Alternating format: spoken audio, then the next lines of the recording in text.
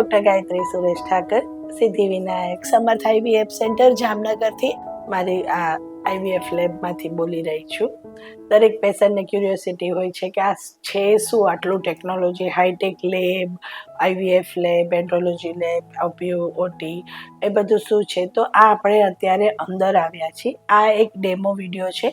અત્યારે એકચ્યુઅલમાં કોઈ પેશન્ટ કે ઓટી કે કાંઈ નથી, એટલે થોડું સ્ટરિલાઇઝેશન કોમ્પ્રોમાઇઝ હોય, પણ આ ઓરિજિનલ મારી આઈવીએફ લેબ છે.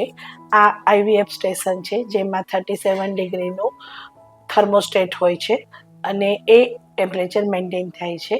આ ડોરમાં વિન્ડો હોય છે જેમાંથી ઓપીયુ થિયેટરમાંથી ફ્લુઇડ અને સ્ટ્રીમેજ તરત જ ઇમિજિએટલી એમ્બ્રિયોલોજિસ્ટને મળી જાય છે. ઉપર હિપા ફિલ્ટર હોય છે આ વર્ક સ્ટેશનમાં, જે કન્ટિન્યુઅસ પ્યોરિફાઈડ એરફ્લો આપે છે. આ સ્ટેશન ઉપર આઈવીએફ પ્રોસિજરમાં સ્ત્રી બીજને ડિન્યુટ કરી, આઇસોલેટ કરી અને ઇન્ક્યુબેટરમાં એને મેચ્યોર થવા અને ઇન્ક્યુબેટ કરવા મૂકવામાં આવે છે.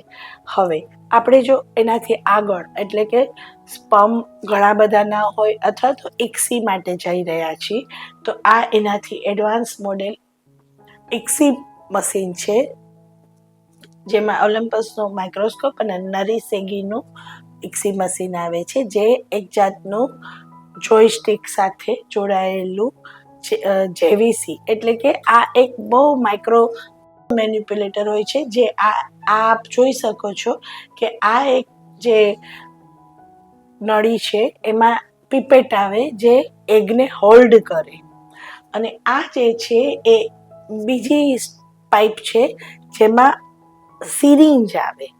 એ બંનેનું આ જોયસ્ટિકથી કંટ્રોલ કરીને આ માઇક્રોસ્કોપથી આની અંદર રહેલું સ્ત્રીબીજ અને સ્પર્મ, એ સ્ત્રીબીજને હોલ્ડ કરે છે. મીડિયા અંદર હોય છે અને આ ઇન્જેક્ટિંગ પીપેટથી એ સ્ત્રીબીજમાં શુક્રાણુને ઇન્જેક્ટ કરે છે. અને ખાસ વાત કે આ આઈવીએફ લેબમાં વીઓસી પાર્ટિકલ પણ નથી અલાઉડ. ટોટલી ક્લિયર હવા હોવી જોઈએ, ટેમ્પરેચર મેન્ટેન હોવું જોઈએ, બહુ જ અવર જવર પણ ના હોવી જોઈએ, બોલવાનું પણ ન હોવું જોઈએ, અને ટોટલ એનું હાઇજીન, સ્ટરિલાઇઝેશન આલ્કોહોલ, નોર્મલ સેલાઇનથી જ થતું હોય છે. ટિશ્યુનો ઉપયોગ થાય છે. આ ટાઈપના સ્ટરાઇલ ગ્લોવ્સથી જ એમ્બ્રિયોલોજિસ્ટ કામ કરતા હોય છે. અને આનું કેલિબ્રેશન સમયાંતરે ફિલ્ટરનું કેલિબ્રેશન, એનું પીઓસી પાર્ટિકલનું કોન્સન્ટ્રેશન, અને આ ટોટલી બધા જ work station under very good hygienic condition maintain કરવાના હોય છે.